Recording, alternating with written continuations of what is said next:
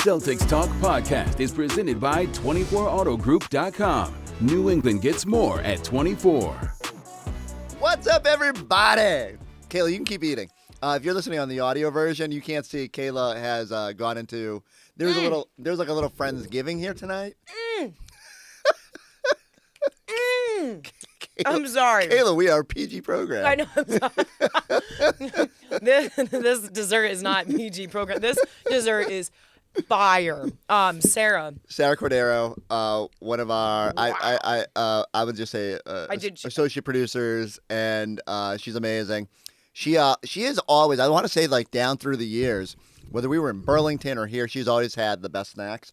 And so normally we would launch in and tell you the score of tonight's game, but we have completely blanked because the chocolate chip cookie pie. It's a chocolate chip cookie pie. It's got like the chocolate in the middle. Guys, it's like a pie pizza. I don't know. It's amazing, and it's doughy enough in the middle. Yeah, it's amazing. You know how they do those cookie crumble reviews and stuff? Yeah. People are like, this should make that review. 12 out of 10. Sorry. No notes. I don't even know how to focus here. I apologize to the people on the audio version. Yes. You need to go get the YouTube version so you can see how delicious this looks. Yeah. Also delicious was that the Boston Celtics win over the Orlando Magic, the severely undermanned Orlando Magic, 138-129.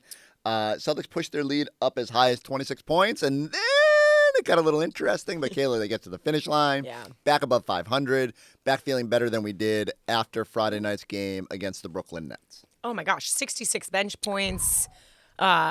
Just the different contributions from Sam Hauser to Josh Minott to Anfernee Simons. Like, I really love when it's a bench game because I believe now they're 8-1 when the bench scores 35 plus, I think. Thank you. 35 plus points, 8-1 when that's pretty impressive. Yeah, and it honestly, like, you talked about it on postgame about this team's identity, and I think I wouldn't say this is like a major headline of the team's identity, but when the bench has its own identity, and I think when the bench like contributes the way they do, I mean the numbers show it, but also like it's fun to watch. It's fun to see these guys like just own their role and take off the way they did. So and I thought some of the most interesting sound after the game was just like Minott talking about the if I gave you $20 and I took it away, would you? Because while he got elevated to the starting role, he never like took it for granted, and he understands now, right? Like nothing's promised.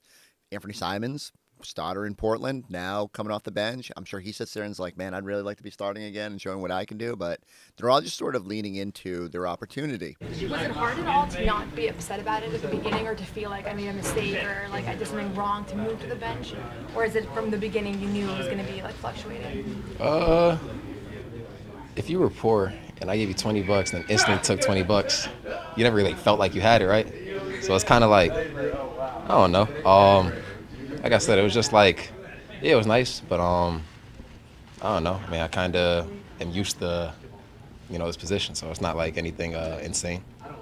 And whether that's Ugo getting some second quarter minutes and making an impact, whether it's Jordan Walsh when his opportunity came and kicking down that door to the starting lineup, it does. When the role players are playing well, it masks that Derek and Peyton have struggled at times.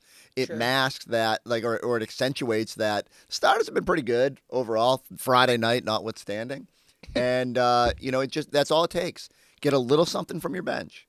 And that's usually been enough to get to a win.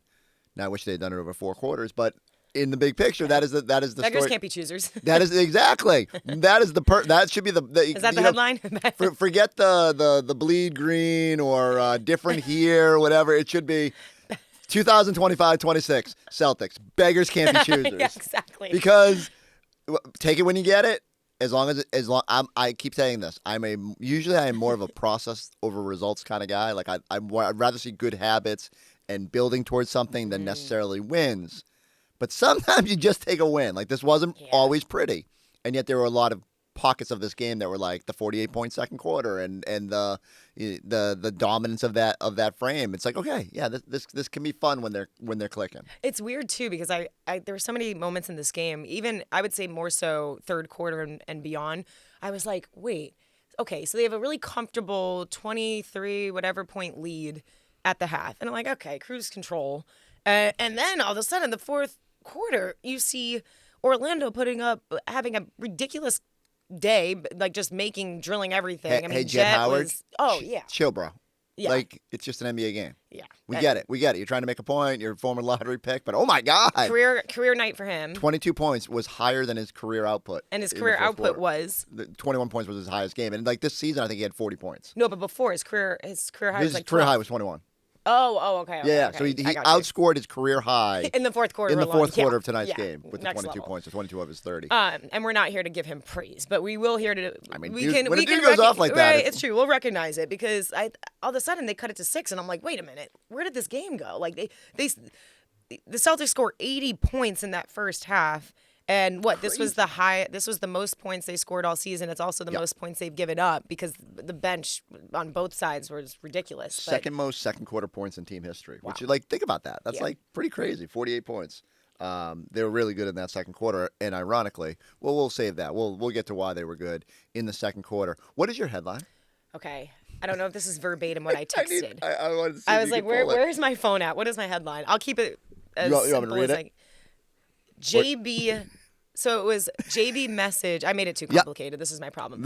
I like it. I like it that you're trying here. JB message, Anfernee signed, Minott sealed, sealed, bench delivered. Ooh, that's like a great Monday morning headline to wake up to. And the reason why I say this Stevie is Wonder because there we go. I write this headline because Jalen's message before this game, Chris, was what? If you don't show up. It was like if you're not going to bring it the right effort, don't show up. What's your initial takeaways to what led to the result of tonight? What's my initial takeaway? If you come ready to play or don't come at all. That's my whole thing. We gotta come ready to play. We just went through the motions today. Like I don't understand it. Thank you. I'm not on my P's and Q's tonight. That's okay.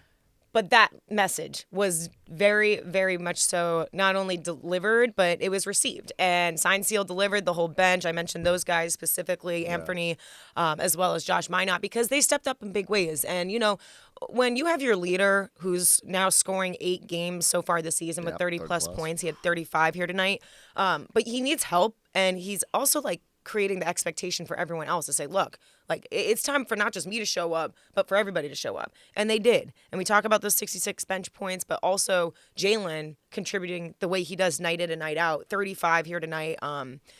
He didn't just say it and expect these guys to step up. He also showed it out there on the court. Yeah, it's one thing to go out there and be like, hey, guys, we need to be more consistent. We need to bring it. And then if Jalen had come out tonight and 12 points. yeah, right. And had a quiet night or kicked the ball all over the gym, then we'd be like, can't really be calling dudes out if you're not going out there and doing it yourself. That headline could have changed. Yeah, real quick. But to get 8 assists on only 1 turnover over 37 minutes, I thought Jalen, it was clear. And even in the fourth quarter when that game got dicey, they got it down to 6, and you're like, what is happening here? Why is this even close?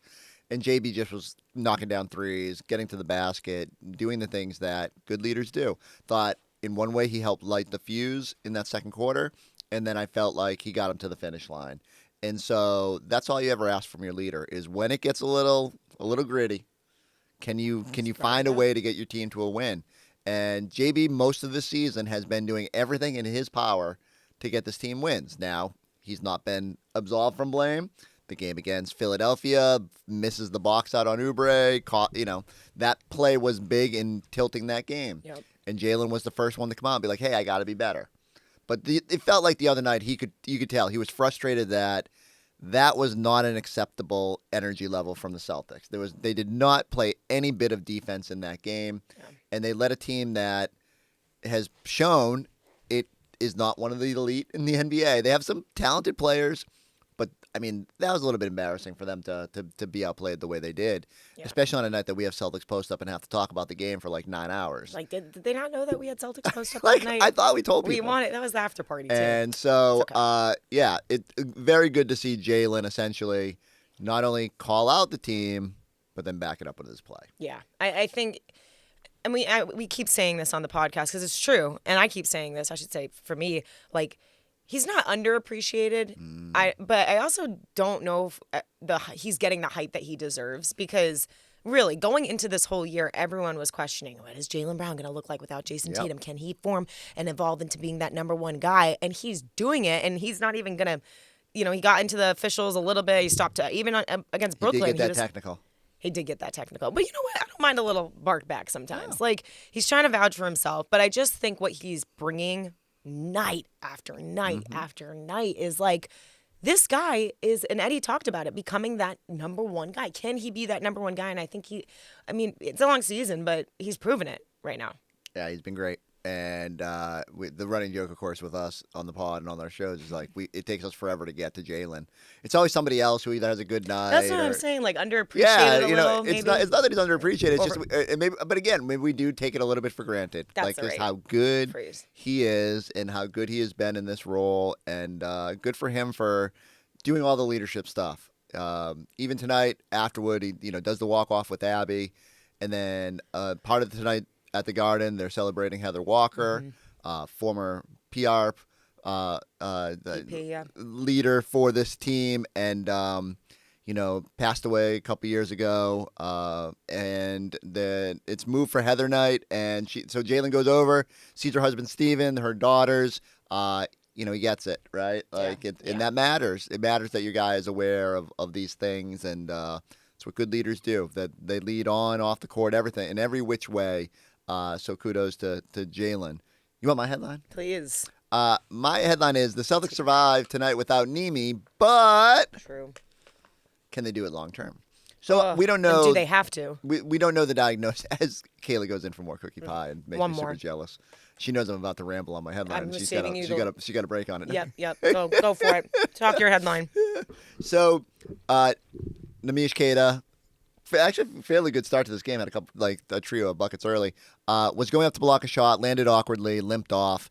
The Celtics called it a left ankle sprain. I believe they said that he was questionable to return, which is sometimes it's dangerous to read too much into the designation because sometimes guys are questionable and then we don't see him for 3 weeks. Just based on the discomfort he was showing, I would say could be a situation where he'd miss a couple games or a game or whatever. We'll see. We don't know. Sometimes guys get taped up and they're fine. And but the fact that he didn't, I don't even know if he came back out for the second half to even try warming up. It did not. Obviously, he didn't start the second half. So we'll have to keep an eye on Neemi. So the big question here is, maybe even a little bit surprisingly, they don't go with Garza tonight. They go small. Minott gets more of an opportunity, and he was rolling already. But then to kind of really lead into those small ball lineup, Boucher got a chance. Those minutes were not as good as the Minott minutes. But my big curiosity here is what happens if Neemi misses time, and how do they navigate it? You can get away with being small against an Orlando Magic team that is missing Paolo and Goga and all that. But what happens when you go up against Detroit on Wednesday night? And Duran and Isaiah Stewart and all the big men in their front court, can you get away with it? That's going to be the test on Wednesday. I mean, and you have your work cut out for you at the very first try at it, right? I mean, they got by tonight against a team that you just mentioned was limited. They didn't have their main guys out there. Sure, they go smaller. I do think Minott's paint awareness, he plays bigger than his actual physical stature and size, I believe. So I think they may be able to get away with it. But you're going up against the number one team in the East that is rolling right now. So it's a concern because I think even Neemi's presence, it takes up space compared to if you were to have a Minott and then go small and go like Anfernee Simons and the rest of these guys. I think pace is going to be important. I think they may have to do the other things if having the big guy is not going to be available. I also think this is a great opportunity for Garza. I love when Garza's big. He plays big. He plays big. I was also a little surprised that Joe didn't go with Garza. I think he understands, right? I think they just needed to get a little look at some of that single big and just know what you got. And it works. You can get away with it tonight. You probably can't get away with it on Wednesday. So they're going to need a big guy. I suspect that Garza will be out there. I suspect that if Neemi can't go, that Amari Williams would probably get pulled up on the two-way. And I don't know if he'll play, but I think he just wanted some extra depth there. But yeah, they might just have to kind of cobble it together going small. I'm trying to look up the numbers, but essentially, I'll just do it anecdotally. The Celtics have a crazy net rating, something like plus 19 when Neemi's on the court this year, and it's like one of the best on the team. I think maybe Jordan Walsh shook ahead of him a little bit, but then the Celtics are like really bad when Neemi's not out there, minus the net rating, and it's one of the few on the team that they're a minus. So essentially, like they play really good when Neemi's out there, and they struggle when he doesn't. They've played some single big minutes with Josh Minott. I think it's like 55-ish before this game, and it was a negative net rating. And so, they give up a lot on rebounding when they don't have Neemi out there. You got to kind of figure out how to make up for it. Guys got to be better. You got to box out. You got to crash. So long term, it is a little daunting to think. I agree. Can they get away with it? That being said, again, the in-house options aren't great. Garza, we know he's got a lot of offensive talent, but rebounding defensively is not one of his strengths. I'm not expecting them to call Amari Williams up and like get super production. He's a rookie, late second round pick. Like it is what it is. He might have a bright future, but it's going to take some time. So I do think they're just going to have to cobble this together. It would help if Boucher could, tap into a little bit of what we saw in the preseason, but maybe X gets a chance in some minutes. I was thinking, what about X Tillman? I think that's interesting because he can defend up. So I could see him taking on someone like Beef Stew, like he's got enough tools to move with him. But Joe's typical way to lean has been, we're going to make up for this by putting Walsh and Minott and just getting by on energy. So there's just not a lot of like, that it might be matchup dependent. It might be like, what can we get away with tonight? How much small ball can we play? But it's going to be interesting to see. I was trying to think if there's any other way for them to go small minus Minott, and there's not a lot of pathways. And maybe the answer is, and I'm not Joe writing up this play or writing up what kind of groups or rotation they're going to see on Wednesday, but the guards are going to have to, like, maybe you see Walsh like really get up in their grill, make it hard for the guards to even work their way. The ball's going to get into the big guys and paint touches and all that, but the guards now have a different responsibility in terms of making it hard, making it really difficult because you can't isolate, you got big man on not X, but one of these guys, like even Chris Boucher, I just don't know like if he can handle that one-on-one situation. So it's going to be on the guards to make it difficult, guard versus guard, to not have a simple entry post. Having a vehicle you can rely on, that's important. That's why you can rely on 24 Auto Group. They will treat you like family. And that's because they are family owned and operated. They're honest, easy to work with, and they just get it. Whether you're looking for something sporty, something luxurious, or just a solid everyday ride, 24 Auto Group always comes through. With 9 brands and 11 locations across New England, there's something for everyone. And here's the best part. They've got the knack to save you more on a new or pre-owned vehicle, and the knack to pay you more for your trade, up to $2,400 over book value. You can even drive home with just $24 down. So if you want the best deal without the runaround, go see my guys at 24 Auto Group, because you always get more at 24. Online at 24autogroup.com. Minott had 7 rebounds tonight off the bench. Do you know who else had 7 rebounds? Do you know who else was tied for the team lead? Don't tell me.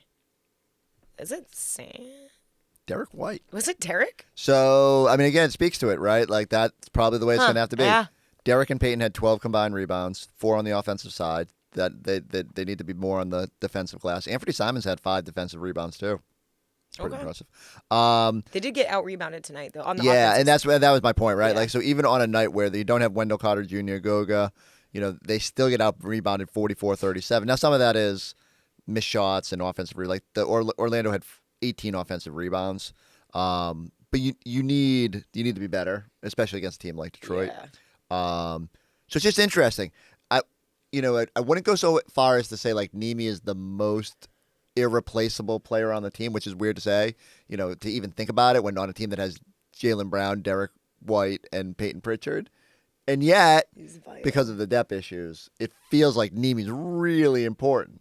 Really important. He is. I mean, what was the argument and debate going into this season was who's going to, with Kristaps being gone, Luke being gone, like who's going to be and fulfill that big man's role? And Neemi has shocked I don't know, shock the world is a little drastic, but he surprised me, a lot of folks, with his, you even tally up the numbers of his screen assists, like all those little things matter. And Luka Garza is a good screener, like we know that, but defensively, it's really hard to replace, and they know how to play with him right now. And I just think like mojo, momentum, and then obviously the actual stats and the numbers that he provides. It's going to be a miss. If hopefully he's not out for too long for the Celtics, but it will. I think it'll be noticeable without him in there. 100%. One interesting thing from tonight: Celtics only had 5 turnovers.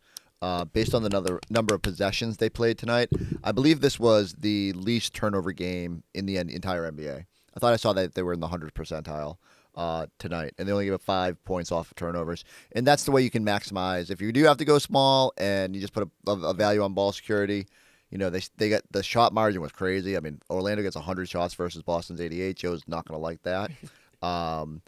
But No. you're gonna have to tighten up those margins somehow, and taking care of the basketball is going to be paramount on that. So shout out to Celtics. Jordan Walsh had 2 of the turnovers, at 1 apiece for Jalen, Pritchard, and White. Like that's a crazy night for 3 guys that played 33 They know it's plus Thanksgiving minutes. week, so they're just trying.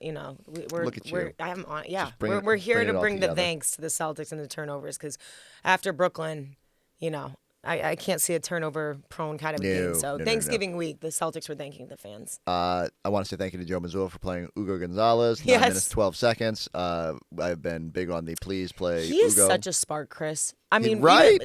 how ridiculously bullish was Scal just talking about it at the moment? Like and you have been all season, Mm-hmm. but the minutes that Ugo provides is like his energy is infectious out there. It changes the 100%. game. And I mean, he ends up going for 2 assists. I remember that dish to Peyton on the fast break. Yeah. He had created a steal. Look, I keep telling people it's not perfect, but he's 19 years old, right? Like there's going to be moments where he has a bad foul. He lost someone going to the basket, and you could tell he was just like, ugh. I can't do that, or Joe's going to be really going to either pull me from this game or yell at me. And you can see he's trying, though. He just plays so hard and makes good things happen. he does. And at that stretch of the game, that early second quarter, kind of lit the fuse. Anfernee Simons lit the fuse, but then Ugo really kind of helped crank it up a little bit. And when Ugo and Walsh are out there, just like good things happen. Sometimes it's that simple. Yep. Just send out the Chaos Twins and just see what happens, because The Chaos Twins, I like that. all sometimes that's all you need. It would be great if they could score, but Anfernee Simons can score. Yeah. You have a starter out there with them. Jalen gets more shots. Let Ugo and Walsh create a little bit of havoc and see what it does for you. And I look, again, I applaud Joe. I know it's tough, and I know it's hard for him to just give rookies minutes, especially when he feels like kind of has to be earned.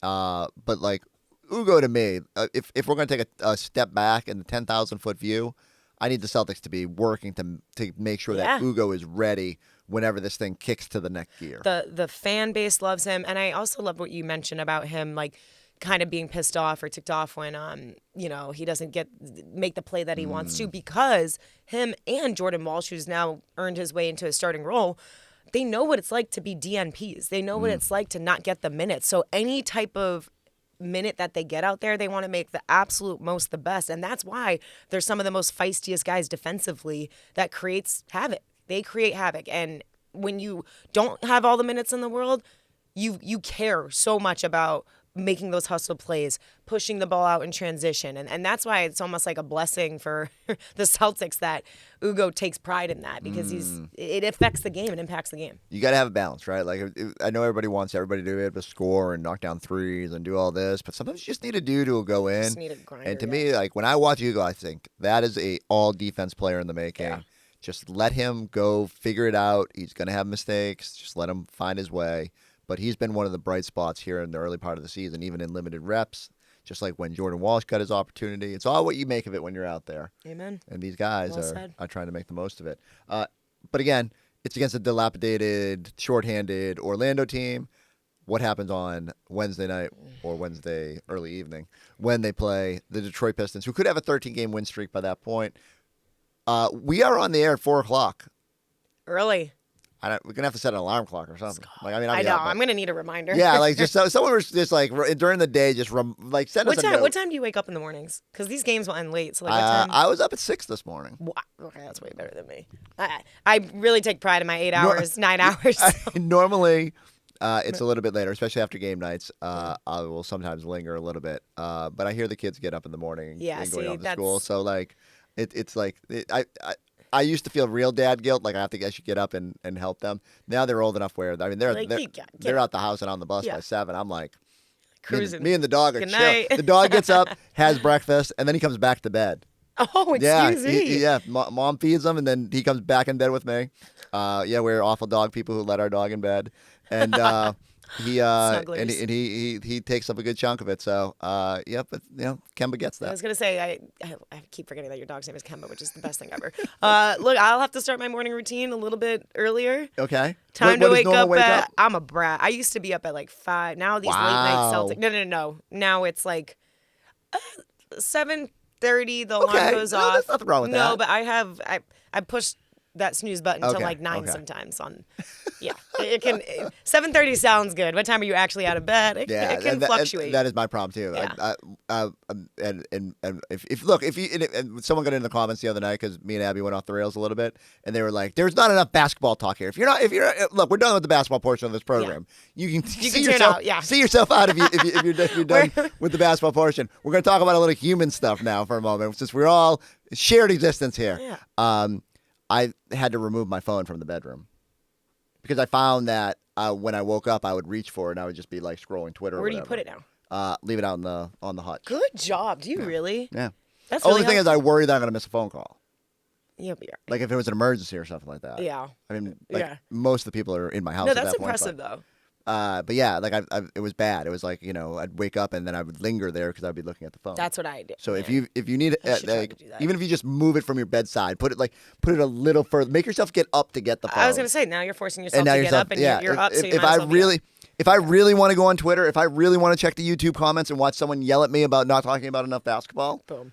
There it is. It's waiting for me. You can sprint to it. You can walk to it as long as you're out of bed. The problem is once my feet hit the floor, the dog is like, it's time to go outside. So actually, that's a good problem because you're. Nah, but it used to be great. Like summer, it's awesome. Like it's like, yeah, let's go outside, man. Like this is awesome. Woke up today, it was frost and cold. It was snowing. We had flurries today. When I was on the golf course, it was snowflakes. You were on the golf course today? You're joking. I'm a psycho. Are you actually? Were you actually on the golf course? You're nuts. That's it. That's a wrap. I thought my dad was the worst. You have. Wow. It was actually very nice. If any of you were on the golf course, please comment to support Chris's movement because there was no wind. It was fine. But there was some flakes. And it is hilarious. You got to get every round in before the real snow comes. And while we're waiting for the real snow, you need everybody to go subscribe, go check us out on the YouTube page. If you actually enjoy the human conversation. God forbid we spend 3 minutes. Sorry, all the basketball lovers out there. That comment really stung me. And the best thing was, like, I looked at the username, it was something like NBA Clips. And I was like, oh man, so this dude was really looking for like the hardcore basketball talk. And I'd like to think we nerded up for a good 84% of this podcast. Like I feel like I'm telling you about net ratings and stuff like that. But I don't know why that one hit me. And skip to the time codes too. If you really like, I tell everybody don't read the comments, and then I fell for my own bait. If your worst comment is you talk about human things at times other than basketball, take that NBA I Clips. think you'll be all right. Yeah, you're good. Just eat some cookies. Please keep watching. Yes. Go subscribe, go check us out on the YouTube page. Kayla's going back to eating cookie pie. This thing is we'll catch you next time fire. on the Celtics Talk Podcast.